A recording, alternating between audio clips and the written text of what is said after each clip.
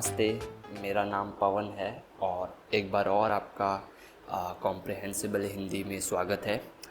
आज हम बात करेंगे कि स्पाइडरमैन ब्रांड न्यू डे जो मूवी आई है नई, वो कैसी है, वो फ़िल्म कैसी है। एक्चुअली मैं कल कल शनिवार को अपने दो दोस्तों के साथ स्पाइडरमैन मूवी देखने गया था। और हम तीनों दोस्त दोस्त तीनों दोस्त काफ़ी ज़्यादा एक्साइटेड थे। क्योंकि स्पाइडरमैन हम तीनों को पसंद है और मुझे ऐसा लगता है कि स्पाइडरमैन हर उम्र के लोगों को पसंद है, चाहे वो छोटे बच्चे हो या फिर जवान लोग हो या फिर बूढ़े लोग हो, या फिर एडल्ट लोग हो। तो सारी उम्र के या सारे एज ग्रुप को स्पाइडरमैन हीरो पसंद है। वैसे मेरा पर्सनल फेवरेट या मेरा सबसे सबसे मन पसंदीदा सुपर हीरो था आयरन मैन। मुझे आयरन मैन का स्वैग बहुत अच्छा लगता था, लेकिन अनफॉर्चुनेटली वो अब नहीं रहा, तो मुझे अब स्पाइडरमैन सबसे ज़्यादा अच्छा लगता है। तो स्पाइडरमैन ब्रांड न्यू डे के लिए हम बहुत ज़्यादा एक्साइटेड थे और इसकी वजह से हम तीनों ने तीन टिकट्स बुक करी और कल हम वो मूवी देखने गए गए मुझे निजी रूप से स्पाइडरमैन की जो शक्ति है वो बहुत अच्छी लगती है। जो पावर है वो थोड़ी यूनिक है। वो कोई हाथ से आग नहीं फेंक रहा या मुंह से कुछ नहीं फेंक रहा या आंखों से कोई लेज़र नहीं फेंकता। वो आर्टिफिशियल नहीं लगती।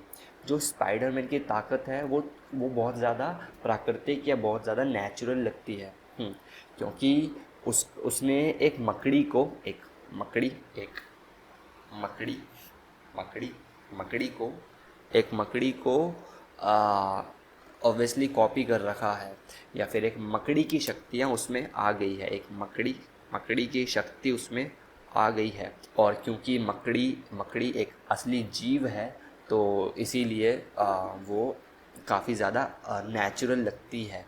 स्पाइडरमैन की पावर, स्पाइडरमैन की शक्तियाँ, दीवार पे चलना, दीवार पे चिपक के चलना और बिल्डिंगों में लाइक एंटी ग्रेविटी मोशन करना, या फिर बिल्डिंगों में झूमना और अपने वेब शूटर से जाले फेंक के और न्यूयॉर्क सिटी में इतनी लंबी लंबी सर्कल जंप मारना, वो सीन बहुत अच्छे लगते हैं, बहुत बहुत अच्छे।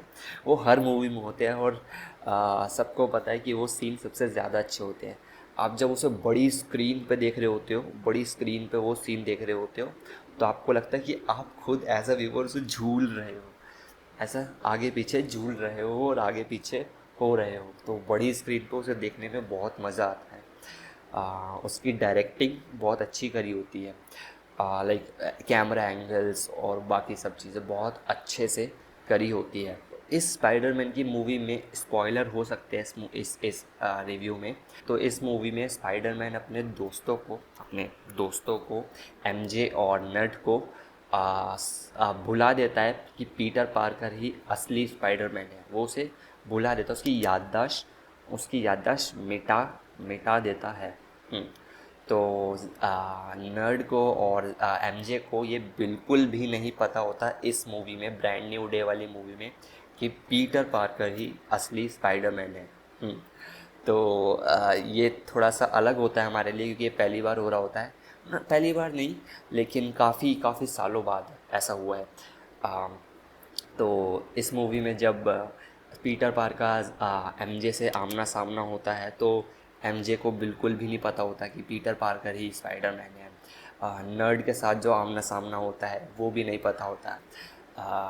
तब भी नर्ड पहचान नहीं पाता कि जो मेरे सामने खड़ा है वो स्पाइडरमैन है या नहीं।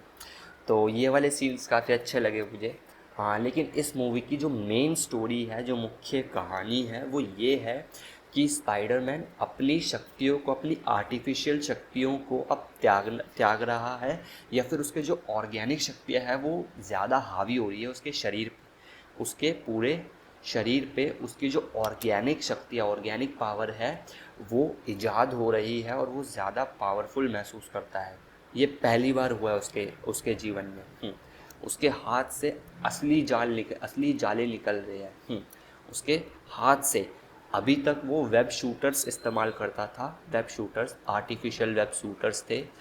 लेकिन इस मूवी में उसमें असली शक्तियाँ आने लग गई और उस पे असली सेंसेस काम करने लग गए, जिस तरह एक असली मकड़ी की सेंसेस काम करते हैं। तो जिस तरह एक असली मकड़ी के सेंसेस काम करते हैं, बिल्कुल उसी तरह ही स्पाइडरमैन को भी महसूस होने लग जाता है, उसके सेंसेस काम करने लगते हैं। और वो उसके लिए पहली बार होता है, तो इसलिए उसके लिए वो बहुत ज़्यादा ओवरडोज हो जाता है, आप कह सकते हो, जिसकी वजह से वो अपनी शक्तियों को कंट्रोल नहीं कर पाता। तो वो अपनी एक चिप बनाता है जिससे वो अपनी शक्तियों को या अपनी ऑर्गेनिक जो पावर्स है उसको कंट्रोल कर सके अभी के लिए, और अभी के लिए वेब शूटर से ही काम चला सके।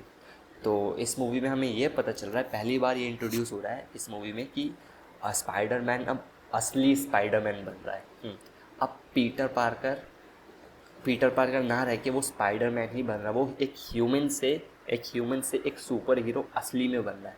अभी तक वो जब सूट पहनता था और आर्टिफिशियल चीज़ें लगाता था अपने ऊपर, तब जाके वो एक सुपर हीरो कहलाता था। मगर ब्रांड न्यू डे में ये बता दिया गया है कि अब वो असली का सुपर हीरो बन गया, अब वो शायद एक एवेंजर बन जाएगा। लेकिन मूवी जितनी बड़ी है या फिर जितनी एक्साइटमेंट थी, उसके हिसाब से ये मूवी ब्रांड न्यू डे मुझे पसंद नहीं आई।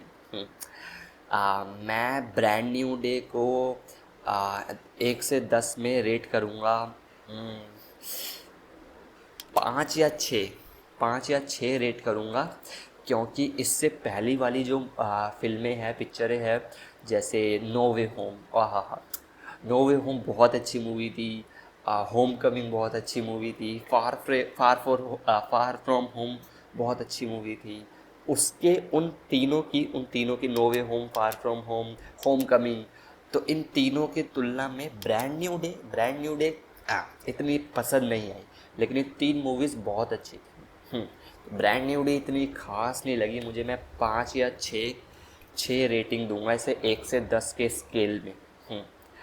मुझे इतनी खास नहीं लगी और बहुत ज़्यादा बड़ी भी है, और स्पाइडरमैन का स्क्रीन टाइम बहुत ज़्यादा है, और स्क्रीन टाइम होना भी चाहिए। लेकिन स्पाइडरमैन की पर्सनल जो कॉलेज लाइफ, जो कूल लाइफ दिखाते हैं और जो पर्सनल लाइफ दिखाते हैं, वो कैसे लोगों को चमका रहा होता है, वो नहीं दिखाया इसमें ब्रांड न्यू डे में। उसके जो कूल एक्शंस, कूल डायलॉग्स होते थे या कूल लाइफ दिखाते थे, वो ब्रांड न्यू डे में थोड़ी मिसिंग रही है। मुझे याद है कि फार फ्रॉम होम या फिर होम कमिंग में तो बहुत बहुत बहुत कूल सीन्स है, और या फिर कूल लाइफ दिखाई है उसकी, बड़ी यंग लाइफ दिखाई है स्पाइडरमैन की। लेकिन ब्रांड न्यू डे में ऐसा नहीं है, तो वो चीज़ एक मिस करोगे आप ब्रांड न्यू डे में। तो इसकी वजह से वो मुझे इतनी पसंद नहीं आई। तो अगर मैं कम शब्दों में बोलूँ तो ये मूवी सिर्फ एक बार देख सकते हो, उसके बाद 2 बार, दूसरी बार नहीं देख पाओगे। इतनी कुछ खास नहीं है। जो इसके विलन्स है वो भी इतने कुछ खास नहीं है। हाँ, मुझे इसका एक कैरेक्टर बहुत पसंद है, फ्रैंक कैसल नाम का, वो बहुत अच्छा कैरेक्टर लगा मुझे। उसके सीन अच्छे हैं, उसके डायलॉग्स अच्छे हैं, उसकी बॉडी अच्छी है ना, उसका गेटअप अच्छा है, वो कैरेक्टर मुझे अच्छा लगा। तो मैं यही बोलूँगा कि आप इस मूवी पे ज़्यादा स्पेंड ना करें तो बेटर है। आप इसे घर में भी एक टेलीविज़न पे भी देख सकते हो। इतना कुछ खास नहीं है इस मूवी का। बस मैं तो बहुत एक्साइटेड था, लेकिन मेरी एक्साइटमेंट बहुत अब नीचे चली गई। अब तो बिल्कुल ही ख़त्म हो गई, क्योंकि सब पता चल गया। पोस्ट क्रेडिट सीन में मुझे याद है, वैसे हमने पोस्ट क्रेडिट सीन नहीं देखा, मुझे अच्छी नहीं लग रही तो हम चले गए थे। जैसे मूवी ख़त्म हुई हम चले गए, हमने पोस्ट क्रेडिट सीन नहीं देखा। लेकिन फिर मैंने घर पे आके इंस्टाग्राम रील पे पोस्ट क्रेडिट सीन देखा, तो उसमें था कि स्पाइडरमैन की लोकेशन अब पूरी पृथ्वी से भी बाहर की दिखाते हैं। तो यानी वो शिफ्ट हो गया कहीं, उसने पृथ्वी छोड़ दी, ऐसा मैसेज दिया है आखिर में। लेट्स सी, देखते हैं क्या होता है आगे मूवीज़ में। ऑब्वियसली स्पाइडरमैन हमेशा की तरह हमारा फेवरेट कैरेक्टर्स में से एक रहेगा, और मज़ा आया देख के मूवी। लेकिन इतनी खास नहीं थी, या जितनी एक्साइटमेंट या जितनी एक्सपेक्टेशंस थी वो फुलफ़िल नहीं हो पाई। तो ठीक है, बस यही था आज की वीडियो में। मिलते हैं अगली वीडियो में, तब तक के लिए धन्यवाद। You don't study a language, you absorb it. Support Comprehensible Hindi on any of the platforms mentioned in the description. You can contribute via Coffee or PayPal. If you're from India, you can support directly using UPI. And if you're a crypto person, that option's available too. And become a Hindi hero. Remember, no grammar stress, just real understanding.